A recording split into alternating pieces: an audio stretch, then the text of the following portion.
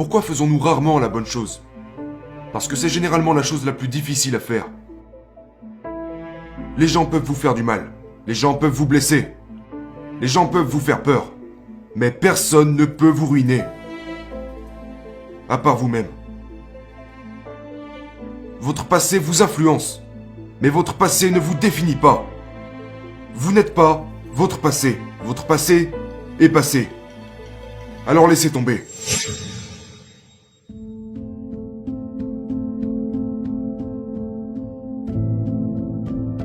Choisissez la douleur à court terme pour des résultats à long terme. Si vous voulez être là où vous souhaitez être, dans 5 ans, 10 ans ou 20 ans, vous allez devoir choisir la douleur à court terme pour des résultats à long terme. C'est le deuxième choix que vous devriez faire. La plupart de vos problèmes dans la vie proviennent d'une incapacité à retarder la gratification. Je veux ça, je veux ça, je veux ça, et je ne peux pas me le permettre, donc je vais m'endetter et je l'aurai quand même. La dette de l'Américain moyen est d'environ 18 000 $, et leur réponse à ça c'est « Je n'arrive pas à retarder la gratification. Je dois l'avoir maintenant, je n'ai pas l'argent pour ça. Mais je vais quand même acheter ces choses dont je n'ai pas besoin, avec de l'argent que je n'ai pas, pour impressionner des gens que je n'aime pas. » Ceci est le deuxième plus gros problème. Nous abandonnons le gain à long terme parce que nous avons peur de la douleur à court terme.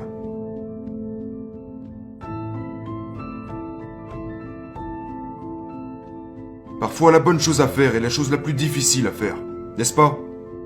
Ouais, c'est vrai. Parfois, si la bonne chose à faire était facile, tout le monde la ferait. Pourquoi faisons-nous rarement la bonne chose? Parce que c'est généralement la chose la plus difficile à faire, à ce moment. Vous m'attaquez? Je vais vous attaquer en retour. C'est facile. Vous me critiquez? Je vais vous critiquer en retour. Vais-je vous pardonner? Non, c'est difficile. La bonne chose est presque toujours la plus difficile à faire à court terme. Mais si vous la faites, les bénéfices se compteront sur le long terme. Laissez-moi vous poser une question très importante. Où devez-vous prendre vos responsabilités? Ok, laissez-moi reformuler cette question. Qui blâmez-vous pour votre vie? Qui blâmez-vous pour vos malheurs? Qui blâmez-vous pour votre manque de succès? Qui blâmez-vous pour votre condition spirituelle? Vous ne pouvez pas blâmer quelqu'un d'autre pour la direction qu'a pris votre vie. Je veux dire, soyons clairs, les gens peuvent vous blesser. Les gens peuvent vous faire du mal. Les gens peuvent vous faire peur. Mais personne ne peut ruiner votre vie. Pas même le diable. Vous seul pouvez ruiner votre vie. Je répète, les gens peuvent vous faire du mal. Les gens peuvent vous blesser. Les gens peuvent vous faire peur. Mais personne ne peut vous ruiner. À part vous-même. Vos choix sont bien plus importants que votre situation. Vous êtes un produit de votre passé, mais vous n'êtes pas prisonnier de votre passé. Votre passé vous influence, mais votre passé ne vous définit pas. Vous n'êtes pas votre passé. Votre passé est passé. Alors laissez tomber. Laissez-moi vous donner une autre vérité. Peut-être que vous n'y avez jamais pensé. Vous êtes libre de choisir. Et vous pouvez choisir entre le bien et le mal, le succès ou l'échec. Vous êtes libre de choisir. Mais vous n'êtes pas libre des circonstances de vos choix. Des conséquences. Je suis libre de faire le choix que je veux dans ma vie. Ce que je mange, ce que je bois, avec qui je traîne, ce que je fais, comment j'utilise mon temps. Mais je ne suis pas à l'abri des conséquences. Et au moment où je fais ces choix, certaines conséquences entrent en action. Et si je fais les mauvais choix, dans n'importe quel domaine de ma vie, j'en paierai les conséquences. Je suis libre de choisir. Je ne suis pas libre des conséquences. Quel choix allez-vous faire aujourd'hui pour être là où vous voulez être demain?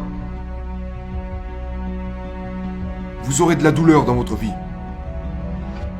Soit maintenant, soit plus tard. Vous ressentirez de la douleur. Il n'y a pas de vie sans douleur. La douleur est inévitable. Vous aurez mal dans la vie.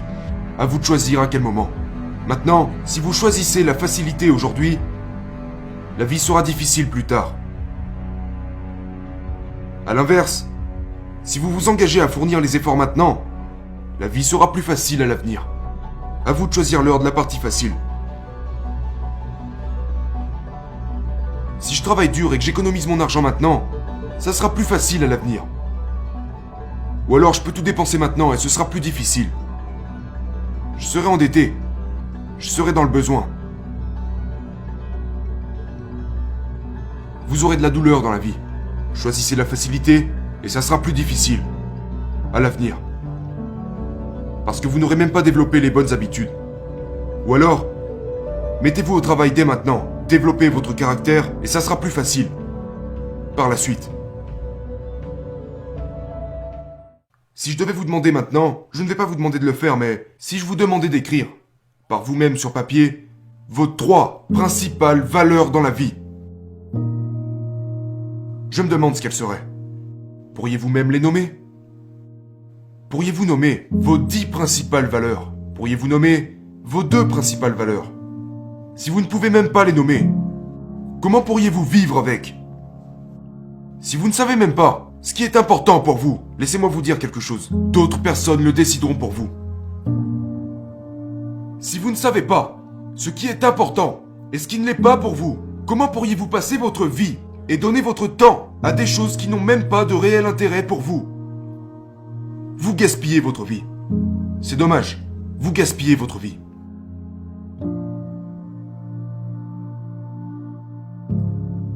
Vous devez arrêter de vous soucier de ce que les autres pensent de vous. Vous devez arrêter de vous soucier des valeurs du monde telles que la passion, les possessions et la position, sexe, salaire, statut. Je dois avoir telle chose. Je dois être telle personne. Toutes ces choses. Je dois avoir tout le plaisir. Je dois en avoir de plus en plus. Les gens cherchent tout ça. Vous devez descendre de ce tapis roulant de la rat race. Parce que même si vous gagnez la course des rats, vous restez un rat. Celui qui meurt avec le plus de possessions gagne. Non, celui qui meurt avec le plus de possessions est quand même mort. Et a juste gâché sa vie parce que la vie n'est en aucun cas en rapport avec l'acquisition de choses. Car nous n'emportons rien avec nous.